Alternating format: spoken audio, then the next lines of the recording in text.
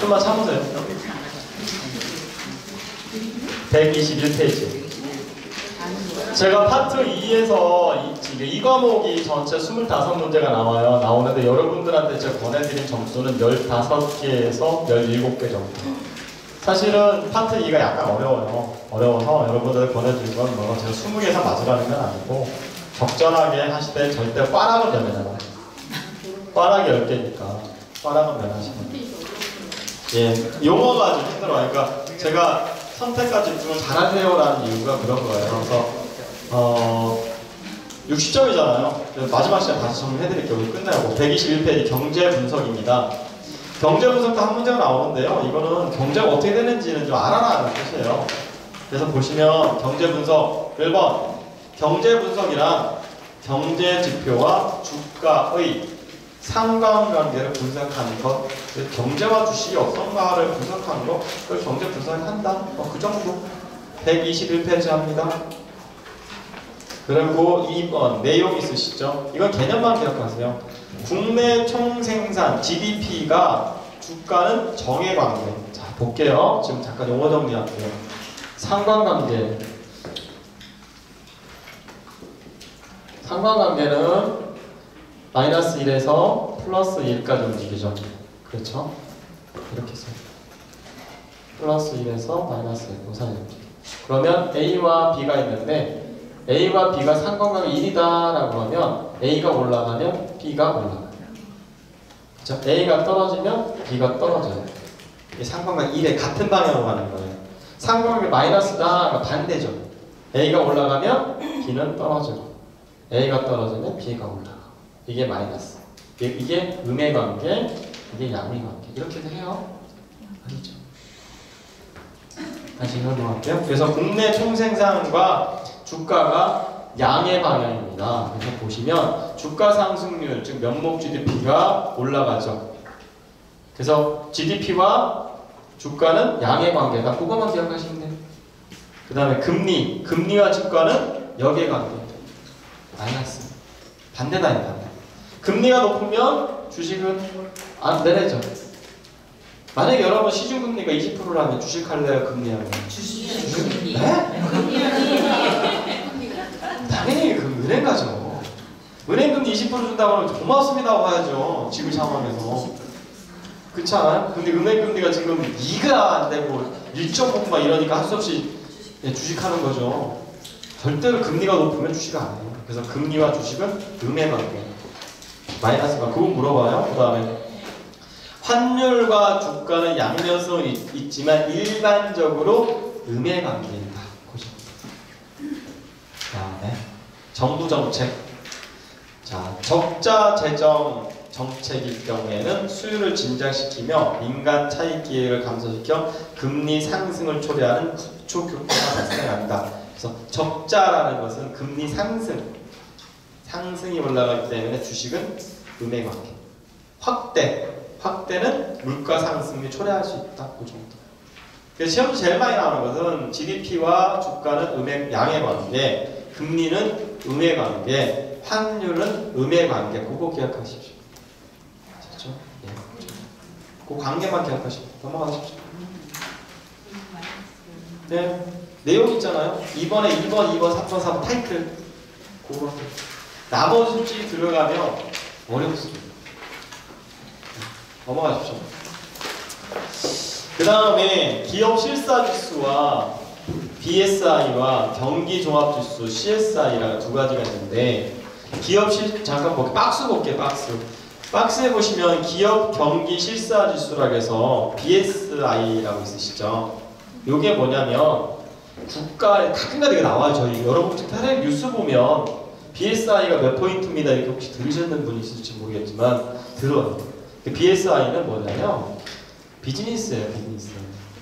그러니까 사업하시는 분들한테 설문지를 뚝 돌려서 선생님이 볼 때는 올해 경기가 좋을 것 같아요? 나쁠 것 같아요? 물어보는 건데 얘네들은 기준이 0에서 100이 아니고 0에서 200까지.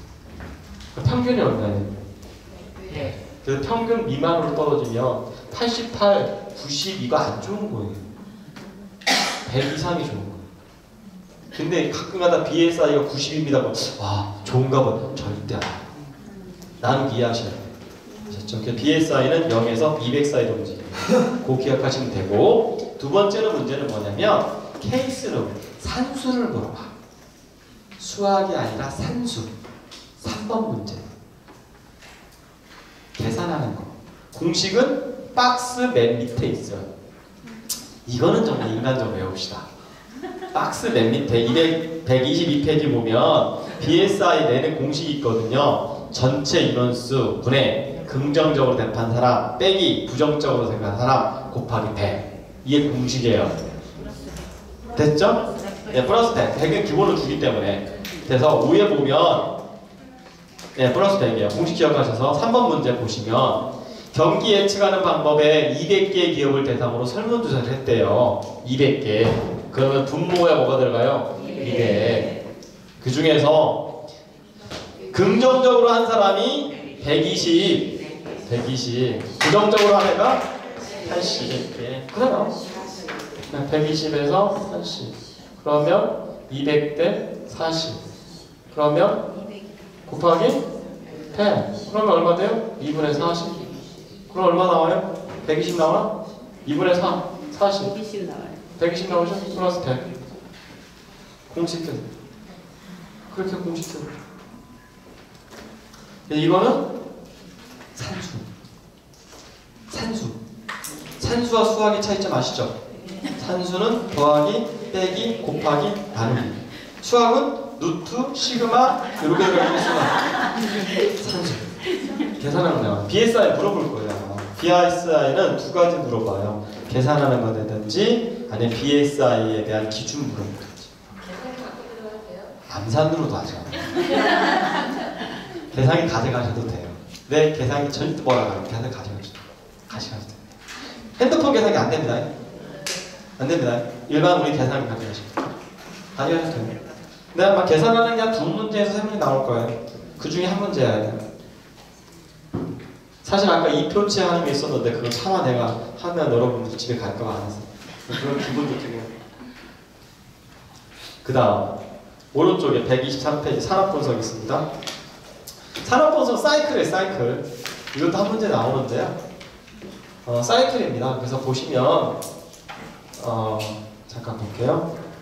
123페이지에 보시면 산업분석. 1번 산업분석이란 어떤 업종의 경쟁력이 높고 유망한지를 분석하는 거다. 그래서 보시면 산업분석의 경쟁 구조 분석에 보시면 기업에 5가지 경쟁 요인이 있으시죠. 진입장벽, 대체강. 진입장벽이라는 게 뭐냐면 들어오는 거예요. 예를 들어서 이런 거죠. 내가 만약에 렌트카 회사를 하겠다. 그러면 차를 몇 대 이렇게 있어야 되잖아요. 그런 것처럼 차가 몇 대 있어야 되려면 내가 자본적으로 차를 사야 되잖아요. 그럼 투자만 돈이 필요하잖아요. 그런 것처럼 어떤 사업을 하기 위해 필요한 그런 최소한의 조건, 그걸 뭐 진입 장벽이라고 해요. 개념 보고. 두 번째, 대체 가능성. 대체 가능성이라는 게 뭐냐면 쉽게 말씀드리면 내가 콜라를 먹으러 갔는데 콜라가 없어. 그러면 뭐 먹어요? 사이다. 그런 거. 그 다음에 현존 업계 간의 경쟁 강도. 현재 업계 간의 경쟁 강도. 내가 커피숍을 하려고 그러는데 옆에 커피숍이 있어. 뭐 이런 거. 그 강도. 그 다음에 구매자의 교섭력. 예. 구매자한테 어떻게 하면 쉽게 팔 수 있는 그런 거. 그다음에 공급자의 교섭력. 이런 것들을 보고 뭐라고 한다? 5가지 경쟁 요인이라고 봅니다. 그러면 니은이 중요해요. 니은.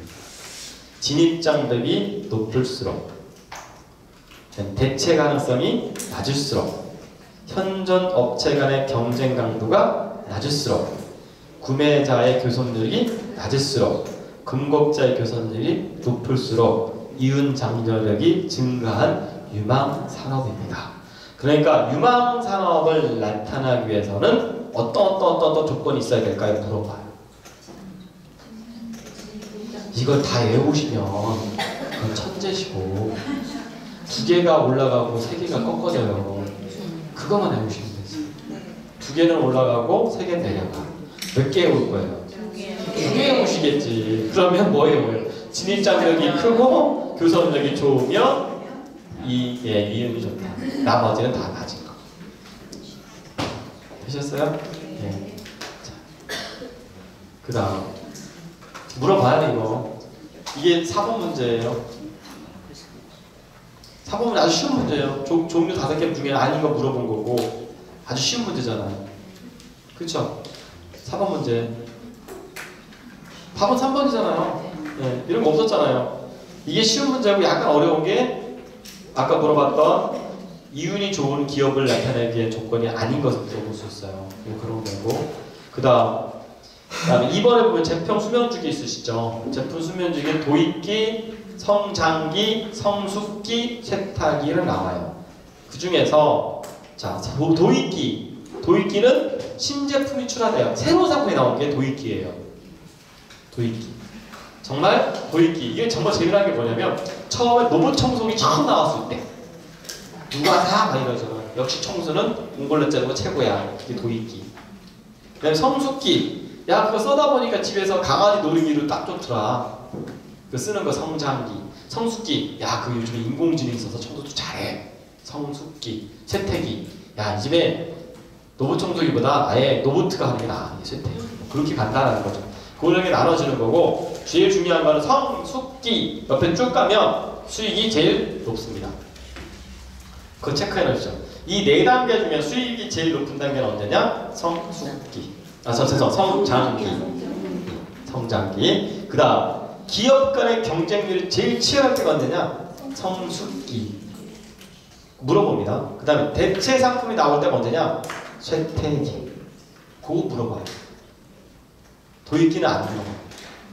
이 네 단계 중에 대체 상품이 만들 게 어디냐? 쇠퇴기.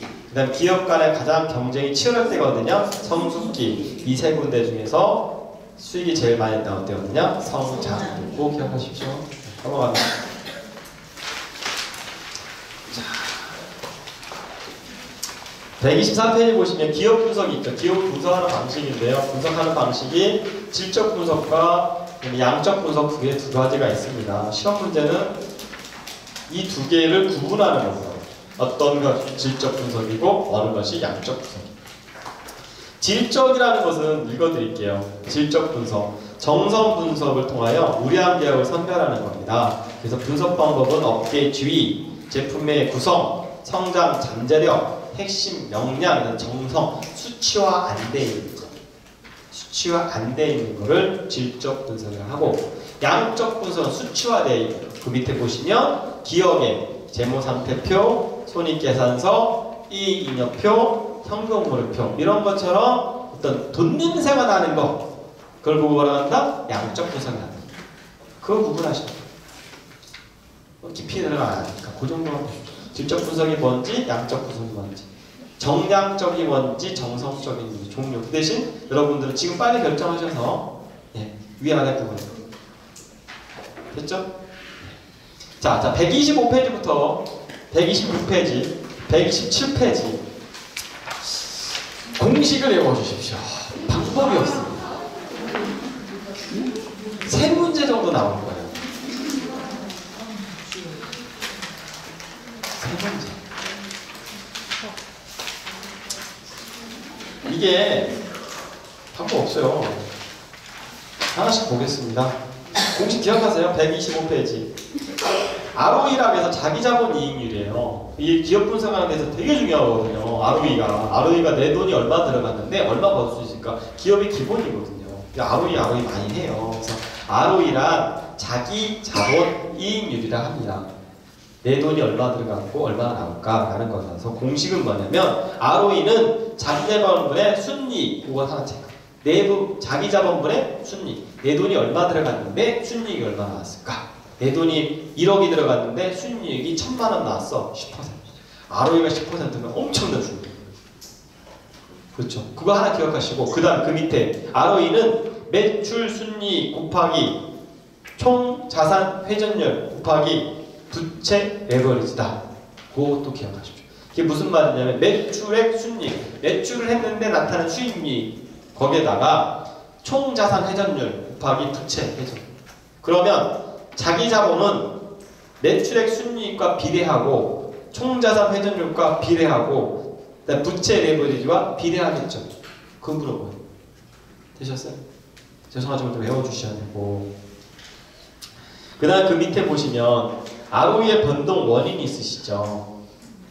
ROE 변동 원인. 그러면 매출액 총순이익이 증가하면 ROE는 증가하고, 그리고 비용 통제 효율성이 증가하고, 총자산 회전율이 증가하면 자산의 이용에 증가하고 ROE도 증가하고, 부채 레버리지가 증가하면 자본 조달의 안정성을 감소하고 ROE를 증가하죠. 여기서 뭐만 해오시면 될까요? 그쵸, 감소하는 거. 그래서 ROE는 자기 자본이 ROE는 세 가지랑 비례하다겠죠. 뭐가 뭐죠? 총자본 다도 뭐죠? 매출액, 그 다음에 회전율, 매출, 회전, 부채랑 비례한다. 비례. 그러면 야간 이 친구가 올라가면 이 친구도 올라가고 이 친구도 올라가고 이 친구도 올라가 이 말이에요. 그쵸? 근데 이 친구만 하나가 또 부채가 높아가 많아질수록 부담되죠. 그게 뭐였어요? 자기 자본 조달 안정성이 감소되고 가는. 사실 그렇잖아요. 내가 이 아파트를 사는데 10억짜리야. 내 돈 1억 들어가고 부채가 9억이야. 이게 안전해요. 내 돈이 9억 들어가고 부채가 1억이 안전해요.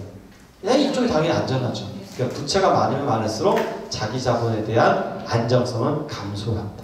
그거 하나 기억하십시오. 나머지는 비례한다. 넘어가셔서 126페이지.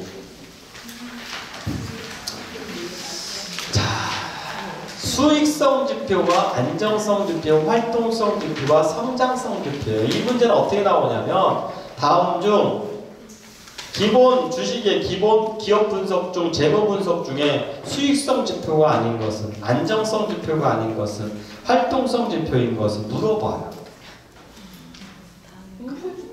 그래요? 수익성 지표는 총자본 이익률, 자기자본 이익률, 매출액 이익률. 안정성 지표는 유동성 비율, 부채 비율, 고채 비율, 이자 보장 비율. 활동성 지표는 총자산 회전율, 고정자산 회전율. 성장성 지표는 매출액 증가율, 총자산 증가율. 자, 이번 주 토요일 날 어디 가셔야 돼요? 자, 도서관이라는 사람을 내왔기 때문에 쉽게 외우는 방법을 가르쳐 드릴게요. 도서관 가셔야 돼요, 그러시네. 자, 수익률 있죠?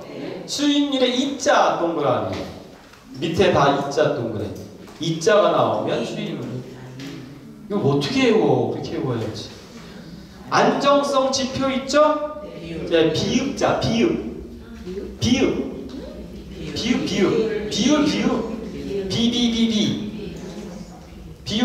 비율 나오잖아요. 안정성 비. 됐죠? 활동성은 뭘까?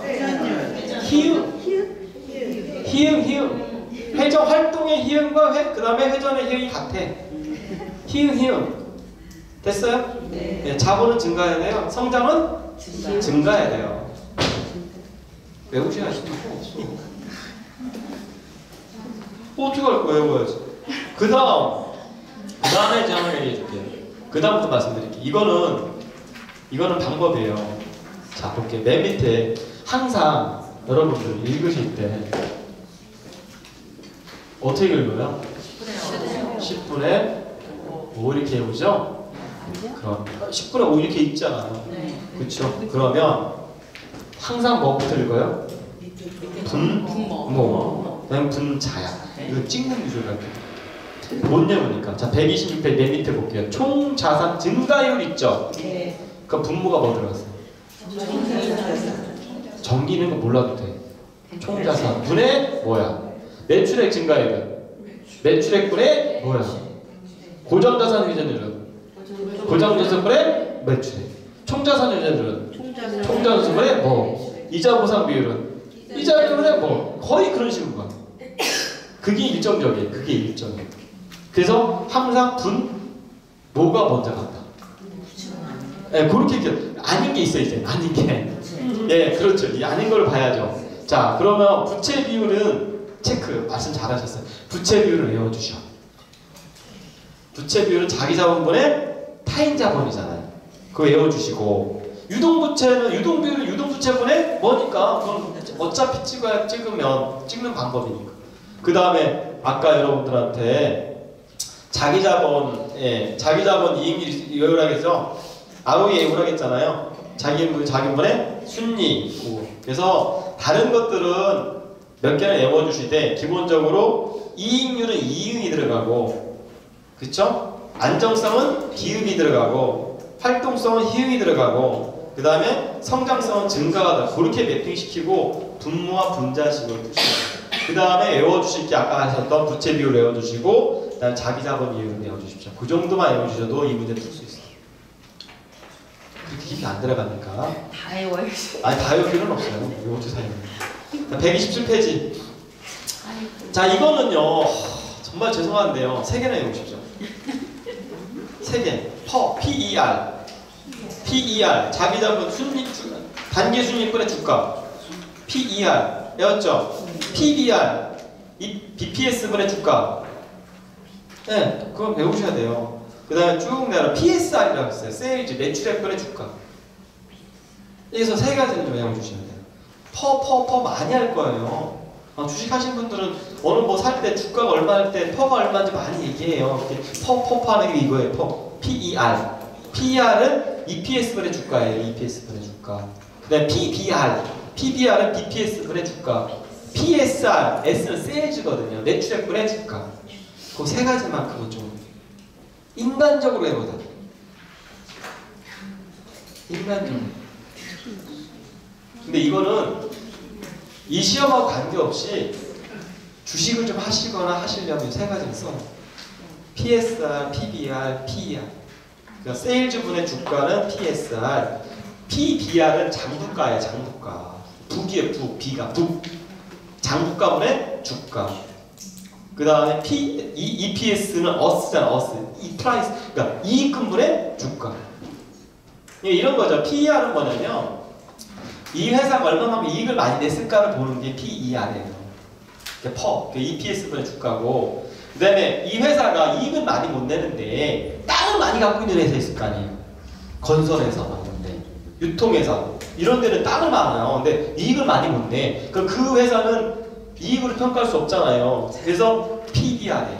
BPS분의 주가를 보는 거고. 근데 이 회사는 이익을 많이 못 내.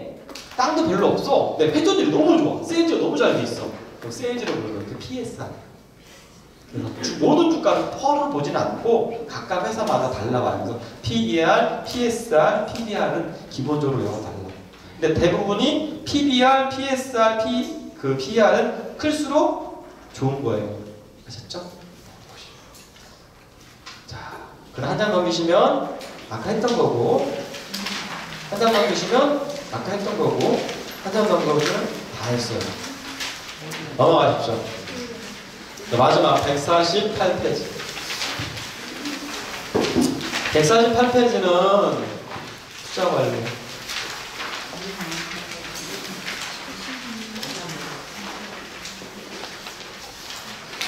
했어요? 안 했어요? 148번 했어요? 안 했죠? 148번 이게 10문제 나오는데요. 제가 여러분들 바라는 거 8문제. 어렵지 않아요. 이건 국어예요, 국어. 한 장 넘게 148페이지. 자산 배분. 148페이지. 자산 배분. 자, 자산 배분.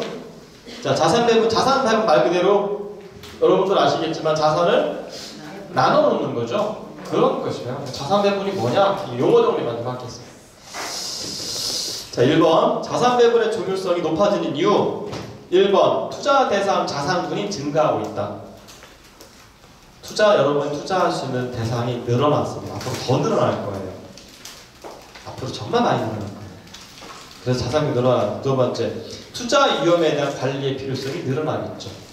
투자를 많이 하나 할수록 군이 늘어날수록 위험도 늘어난다. 그 다음에 세 번째, 투자 수익률 결정에 자산 배분 효과가 절대적인 영향을 미친다고 이직이 확산되고 있다. 즉 포트폴리오가 중요하다 이 소리예요. 이 정도 상식적으로 보시고, 그 다음에 2번 시장 예측 및 증권 선택이 수익률에 미치는 영향이 상대적으로 낮은 이유. 무슨 말이냐면 내가 너무 잘하고 주식 분배를 잘했는데 그래도 수익이 높지 않아. 그 이유가 뭘까? 이거예요. 1번 자산 운용자가 자산 시장이 높은 변동성을 지속적으로 따라가기 어렵다. 그러니까 변동성이라는 거는 이거예요. 주식 변동성. 쉽게 말하면 오르락 내리락 이거 변동. 그래서 산이 높으면 골이 깊잖아요. 그런 것처럼 이 오르락 내리락 하는 게 변동폭이다. 그래서 위험이라고 할 수도 있어요. 그래서 이 시장의 변동폭이 너무 움직여서 운용자가 못 따라가. 지금 현재 전 세계를 주물락주물락 하는 사람이 누군지 아세요?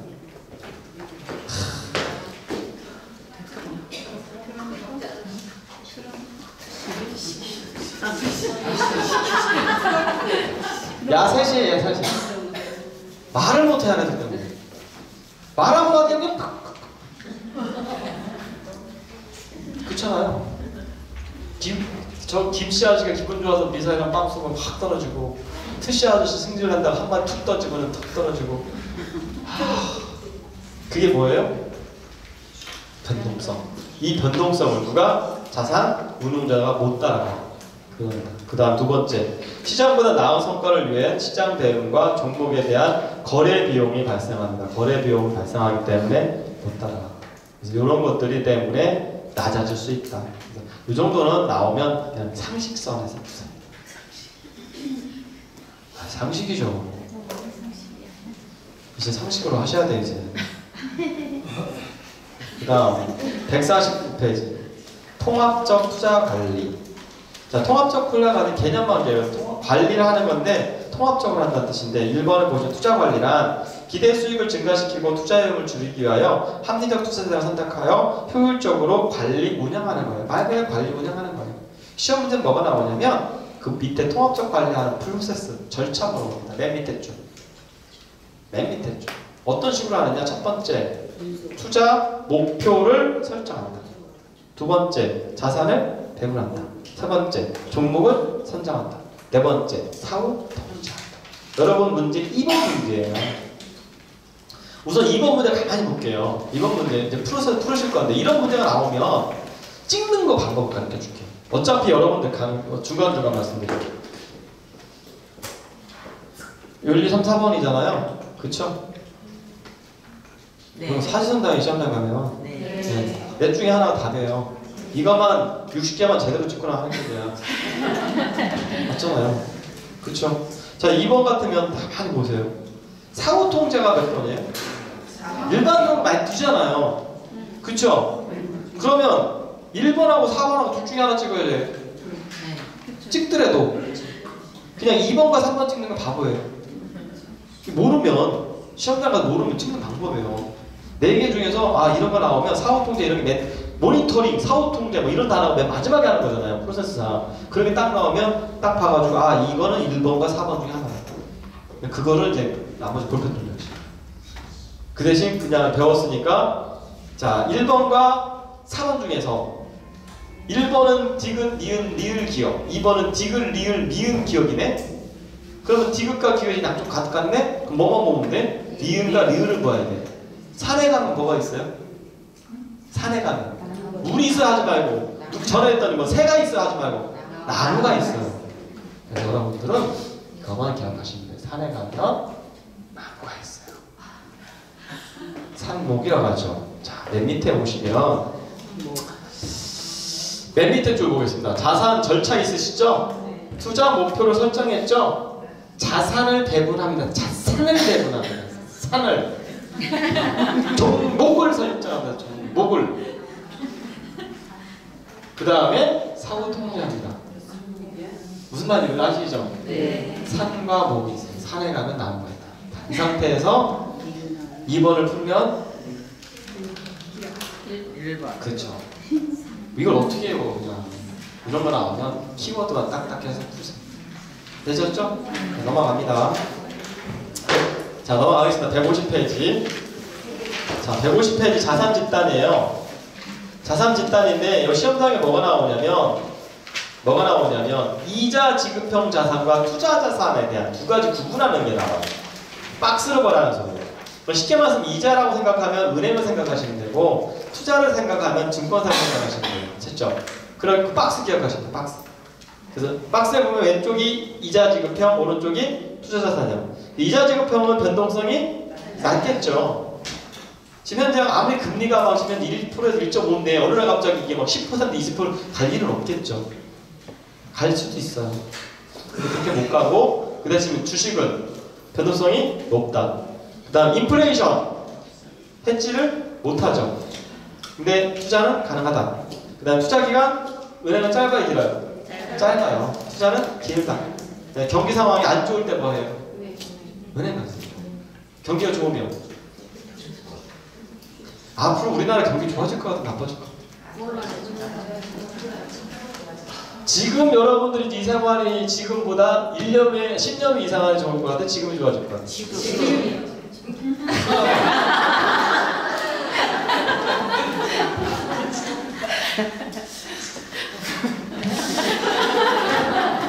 답이 아닙니다. 우리가 내일은 오늘보다 낫기 위해서 오늘 열심히 사는 거야. 오늘 열심히 사는 이유는 내일을 위해서. 나이 먹으면 나이가? 아니야. 내가 안 되면 자손까지 그렇죠. 내가 갑자기 하여간 그렇습니다. 박스 보세요. 예, 보시고.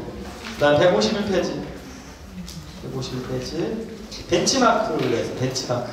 벤치마크라는 거는 우리말로 잣대입니다. 잣대. 기준, 잣대인데 벤치마크라는 것은 그 특징이 있게 이거 하나만 사실 기억하면 돼요. 이게 무슨 말이냐면 내가 A라는 펀드를 만들어요. A라는 펀드를 만들었는데 이 펀드가 좋은 펀드인지 나쁜 펀드인지 모를 거 아니에요. 그쵸? 그럼 이거를 기준을 잡아요. 그걸 벤치마크예요. 그래서 그 벤치마크는 기준이다 보시면 되고 자 볼게요. 벤치마크 특징 1번 반드시 운용 이전에 나와요. 이전 체크 시험장 가는 게 이후 틀려요. 아셨죠? 또는 벤치마크는 펀드가 결과에서 체크할 수가 틀려요. 만약 여러분 이 자격증을 만들 때 처음에 1회 시험 보고 나서 커트라인을 정했을까요? 커트라인 만들어 놓고 시험 봤을까요? 만들어 놓고 시험 보겠죠. 그래서 항상 이전이에요. 아셨죠? 시험장 가면 이게 다른 단어로 바뀔 거예요. 이후 아니에요. 다른 단어로 바뀌어요. 펀드 운용 결과에 따라서 바뀔 수 있다. 이런 식으로 바뀌어요. 결과는 뒤에요. 아시죠? 항상 그것만 기억하시면 되고 그 다음에 이번에 보신 포트폴리오 평가라고 그 다음 3번에 투자자와 펀드 매니저사의 의사소통이 수단하다. 이게 무슨 말이냐면 펀드가 나왔으면 그 운용사가 막 운용을 했을 거 아니에요. 이 펀드는 10% 수익률 내고 2% 20% 수익 낼 수가 있을 거 아니에요. 그럼 20% 수익률이라는 게 잘했다 못했다 판단할 수 있는 기준 그걸 보고 뭐한다? 벤치마크라는 개념 그거만 기억하시고 그 다음에 2번에 보시면 벤치마크 충족 조건이 있으시죠? 1번에 구체적으로 내용에서 운용사 하기 이전에 한다. 이전 체크. 그 다음 2번에 보시면 벤치마크 성과를 펀드 매니저 추적에 하는 것이 가능해요. 펀드 매니저의 능력을 평가할 수 있다. 그 다음에 3번에 보시면 실제 운영의 목표가 부합되는지 한다. 하여간 평가자 쓴다. 넘어가십시오. 괜찮습니다. 넘어가세요. 152페이지. 기대 수익률과 유형이 있으시죠? 기대 수익률과 유형. 기대 수익률가 뭐냐면 제가 아까 고를 만들어 놨지만 내가 높은 수익률을 먹고 싶으면 반대로 마이너스가 있어요. 난 10%의 수익을 내고 싶다 그러면 분명히 10% 마이너스가 있는 거예요. 항상 유형과 수익은 같이 가요. 항상 같이 가요. 이게 투자예요. 아셨죠? 이걸 모르면 투자하기 힘들어요. 그래서 유형과 수익을 같이 보는 걸 뭐라고 한다? 기대 수익률 유형이라고 하고 보시면 1번에 자산 집단의 투자 가치는 기대 수익률과 유형을 고려하여 평가해야 된다. 평가하는 방식이 1번 추적 분석법, 2번 시나리오 분석법, 3번 펀더멘탈 분석법, 4번 시장 공동 예측 사용법 이렇게 있어요. 시험 문제는 개념으로 개념이고 제일 많이 나오는 게 1번과 2번이 제일 많이 나와요. 그래서 하나씩 말씀드릴게요. 개념만 기억하시면 돼요. 자, 추세 분석법, 추세. 아까도 얘기했죠. 추세. 이랬어, 이럴 거야. 이게 추세죠. 네, 그런 것처럼 과거 장기간의 수익률을 분석하여 미래의 수익률을 사용하는 겁니다. 과거에 이랬어. 아, 미래도 이럴 거야. 그래서 중요한 단어, 그게 추세다. 키워드 그 옆에 있어요. 경제 구조가 변하는 경우에 적용이 한계가 많아요. 그게 단점이에요. 과거에 이랬어. 근데 갑자기 현재 확 바뀌어버렸단 말이죠. 그럼 분석하기 어렵죠. 그런 얘기. 그러니까 추세 분석이라는 것은 과거에 이랬으니 미래도 이럴 거야. 단점. 경제가 변화되면 어렵다. 그 정도. 그 다음 시나리오 분석법. 단순하게 과거 수익률을 사용하지 않고 여러 가지 경제 변수 체크, 경제 변수의 상관관계를 고려하여 시뮬레이션을 하는 겁니다. 시뮬레이션이라는 단어가 나오면 시나리오 분석법. 단점이 있습니다. 확률을 주관적으로 결정하는 단점으로 모의 실험 시 잘 씁니다. 모의 실험 시 제일 많이 쓰는 게 뭐냐? 시나리오 분석법이다. 그 정도 보시면 되고, 그 다음 그 밑에 펀더멘탈. 펀더멘탈은 과거의 자료를 바탕으로 하되 미래에 발생할 수 있는 기대수를 추가하는 겁니다. 그래서 그 밑에 영어로 돼 있죠. 블럭 빌딩. 빌딩 쌓기라고 그래요. 빌딩 블럭의 방식에 쓰는 게 뭐냐? 펀더멘탈. 그거만 기억하십시오. 빌딩 블럭 나오면 펀더멘탈. 그 다음에 시장 공통 예측 사용법인데요. 시장 참여자들 간에 공통적으로 가지고 있는 미래 수익률에 대해서 물어봅니다. 제가 아까 여러분들 물어보면 똑같은 거예요. 앞으로 어떻게 될 것 같아요? 지금이 좋아요? 미래가 좋아요? 지금. 이게 공통이야. 그게 무슨 법이다? 시장 공통 예측법. 여러분들한테 물어보는 거예요. 공통적인 거다. 그런 개념만 기억하시면 돼요. 아셨죠? 그 다음에 그 밑에 위험이죠. 자, 분산 또는 표준 편차로 측정하고 값이 클수록 위험이 크다. 그거 기억하십시오. 분산, 표준 편차 이걸 평가하는 게 위험이고요. 위험이 크면 클수록 이 편차가 크면 클수록 위험이 크다. 이게 무슨 말이냐면 이 편차가 크면 클수록 변동성이 크고 변동성이 클수록 위험이 크다. 그렇죠? 그때 사용하는 게 뭐다? 분산과 표준 편차. 개념만 기억하십시오. 그 다음 153페이지 자산 배분 설명. 이거는 이 프로세스거든요. 자산 배분 실행 프로세스. 1번 고객 성향을 파악하고 2번은 시장을 예측하고 3번 최적의 자산을 배분을 하고 4번 투자 변수에 모니터링하고 5번 피드백하고. 프로세스. 이게 프로세스고요. 혹시 시험 나오면 6번처럼 6번 문제가 3번에 보시면 3번에 다시 투자 전략 기준, 자산 배분 모델 선정, 자산 배분 전략 수정 이런 것들을 하는 게 어디냐? 그게 최적의 자산 배분한테 쓴다. 그거 하나 물어봤어요. 그래서 6번 문제 그거예요. 최적의 자산 분석가 아닌 게 뭐냐? 고객 성향이죠.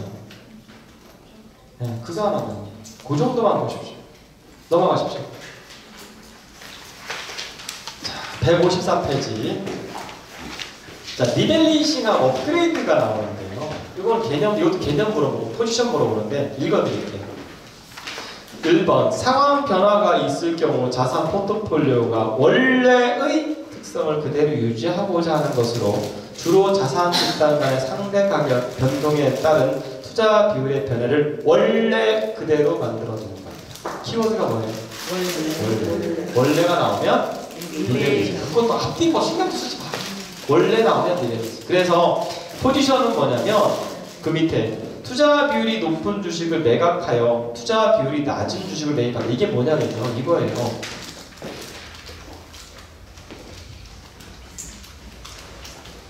내가 A 펀드, B 펀드를 했어요. 50대 50.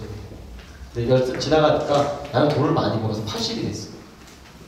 된 거예요. 돈에. 나는 빠졌어. 그래서 40이 됐어. 그럼 두 개 합치면 120이잖아요. 그쵸? 포지션 다시 해가지고 야를 팔어. 60을 한다. 나는 사. 비율은 50대 50이잖아요. 그래서 높은 거 사서 맞추고 높은 거 팔고 낮은 거 사. 그래서 원래 포지션 5대 5로 만들어. 이게 뭐라고요? 예, 원래 포지션대로 만들어 놓고 그 리밸런싱이에요. 원래 포지션 그대로 돼서 2번에 보면 어떻게 해요? 투자 2번. 1번에 2번. 1번에 2번 투자 비율이 높은 주식을 매각해요. 나는 팔아서 맞춰. 낮은 것을 사서 맞춰. 그 포지션 물어봐. 포지션 아셨죠? 리밸런싱은 원래로 만드는 거라서 큰 거는 팔고 낮은 거는 사고 그 원래 상태로 만드는 겁니다. 그게 리밸런싱. 그다음 업그레이딩. 위험에 비해 상대적으로 높은 기대 수익을 얻고자 하거나 기대 수익에 비해 상대적으로 낮은 위험을 부담하도록 포트폴리오 구성을 수정하는 거예요. 키워드가 뭐예요? 수정이에요. 그래서 높은 성과를 지닌 자산을 식별하는 것보다 큰 손실을 가져다 주는 자산을 식별하여 그 자산을 포트폴리오에서 제거하는 겁니다. 이 상태면 야를 째껴버려요. 제끼고 다른 C를 갖다 놔. 알겠죠? 그게 업그레이드. 달라요. 그래서 원래 포지션을 만드는 것 리벨리시. 그래서 높은 거 팔고 낮은 거 포지션. 그 다음에 업그레이딩은 수정하는 거. 낮은 거 제껴버리는 거. 제끼고 다른 거 수정. 아시죠? 그래서 포지션 기억하십시오. 그 다음에 155페이지. 한 문제인데 150분에 한 문제인데 제가 딱 2분만 떠들게요. 그러면 여러분 맞출 수 있어요. 정말 이게 농담이 아니고요. 내부 수익률이 뭐냐, 기업 평균 수익률이 뭐냐, 산술 평균 수익률이 뭐냐, 그거 물어보는 건데 개념만 배워보면 되는데 쉽게 이야기해 줄게. 쉽게. 자, 볼게요. 혹시 아세요? n분의 1 이게 뭘까요? 여기 셋 중에 뭐? 산술평균. 네, 맞아요. 산술평균. 아니 칠판 보고 저 좁다. 저 혼자 떠든다 했잖아. 좁다가 요 산술평균이요. 이해하셨죠? 네. 예. 그다음 아마 학교 다닐 때 많이 배우셨을 건데.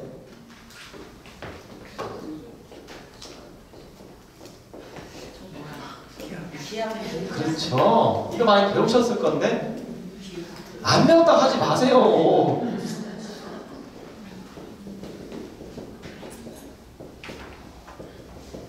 이거 안 배우셨어요? 배웠어요. 뭐 안 배웠다고 그래. 여기도 주신 건데 이게 뭐다? 기하편이. 그렇죠. 야는 좀 복잡해지기 시작하죠.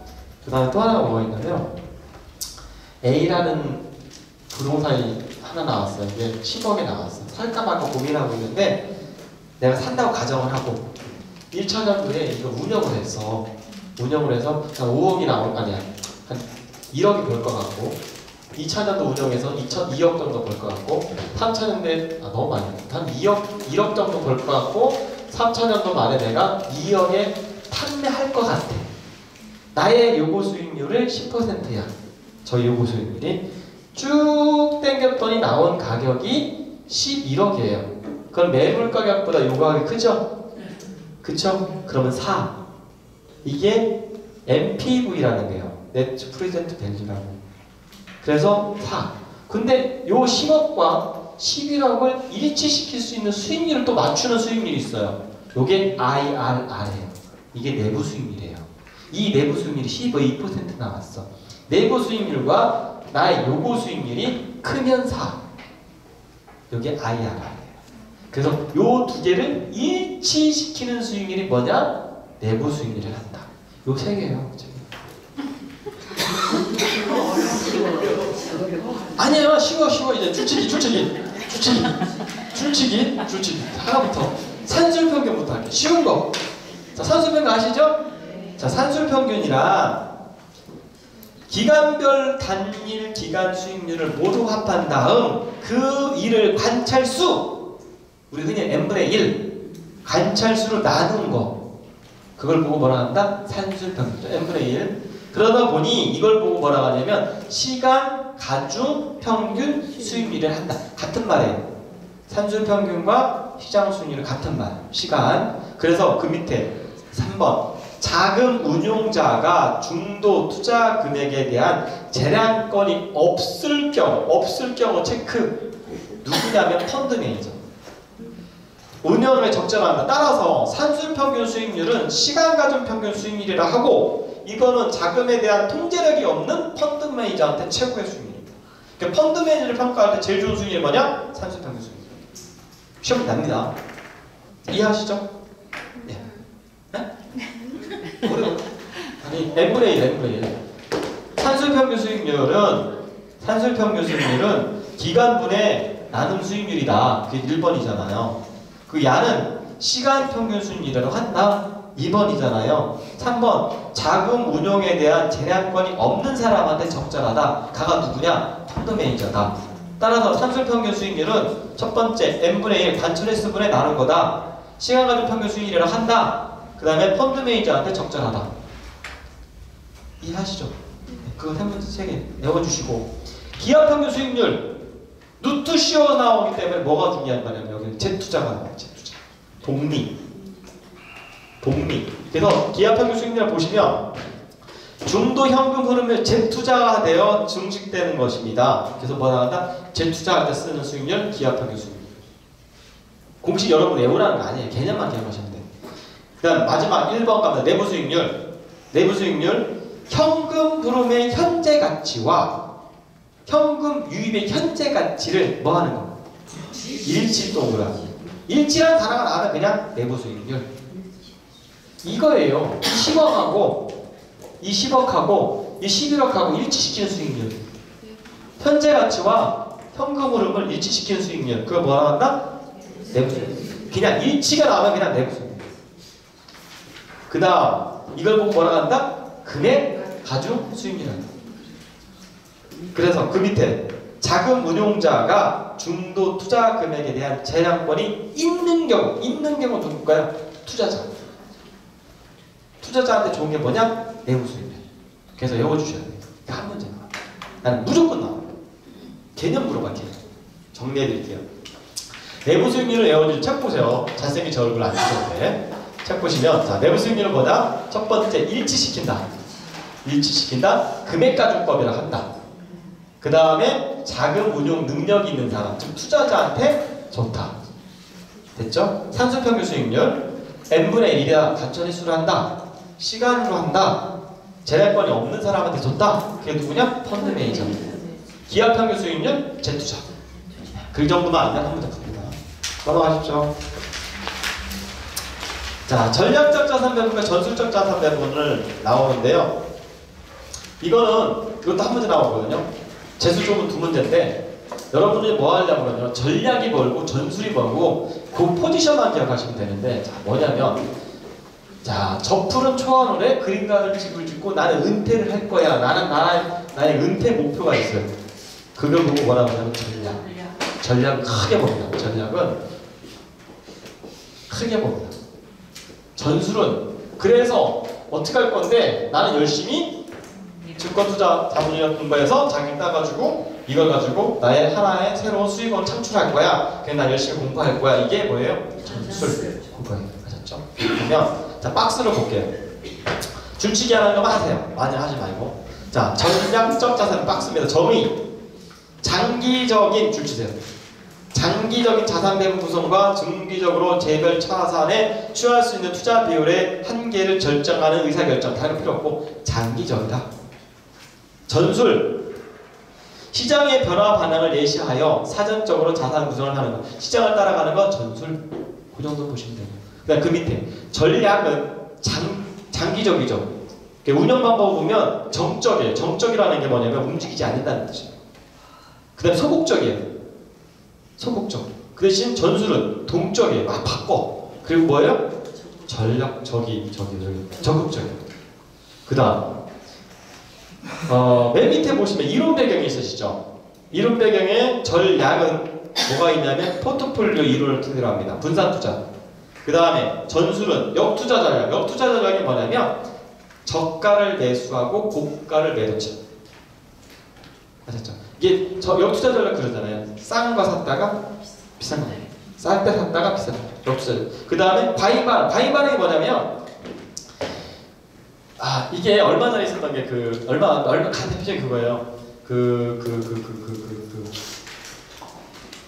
이분이 판문점에서 만났잖아요. 한 3개월 됐나? 4개월 됐나? 이때 대북주가 확 올라갔었거든요. 그래서 쭉 빠졌거든요. 이게 과잉 반응. 갔다가 다시 돌아오는 거. 이런 게 나오는 게 전술이에요. 아셨죠?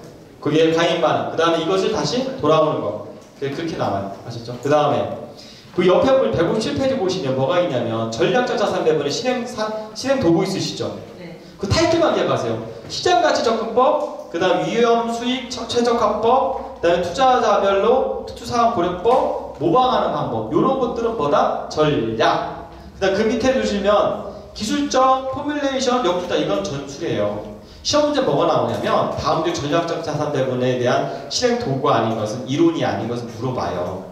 또는 다음날 전술이 아니고 물어봐요. 아셨죠? 하나를 정확하게 해보세요. 그래서 156페이지와 157페이지를 156페이지 밑에 박스에다가 왼쪽에 있는, 오른쪽에 있는 실행도구를 갖다 붙이셔서 써놓은 다음에 한쪽을 해보세요. 문제는 10번 문제.